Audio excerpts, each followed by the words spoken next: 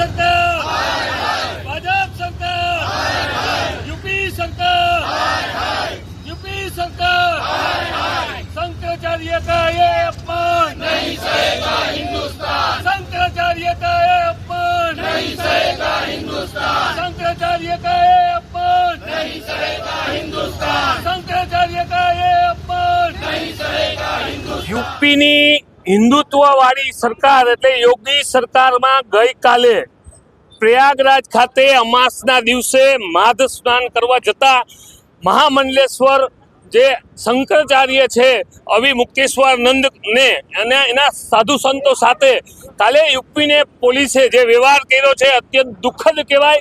અને હિન્દુત્વને લાજવા માટેની વાત હોય તો આ ભાજપ સરકાર જ્યારે હિન્દુત્વની વાત કરતી હોય, હિન્દુઓ સેનાની વાત કરતી હોય ત્યારે આપના માધ્યમથી પહેલા તો હું પૂછવા માંગુ છું કે ભાજપના ઈશારે કામ કરતી આ હિન્દુ સેનાઓ ક્યાં છે?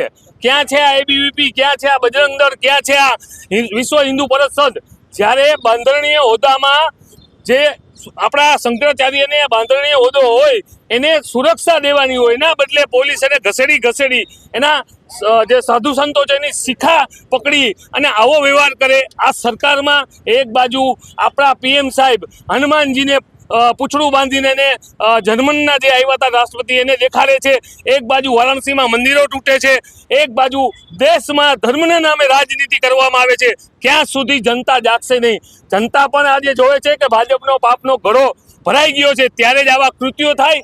દેશમાં શર્મજનક ઘટના બની છે, અમે વખોડીએ છીએ અને આજે જામનગર ખાતે આજ જે ઘટના બની છે એનો વિરોધ કરી અને સરકાર સામે આક્રોશ ઠલવીએ છીએ।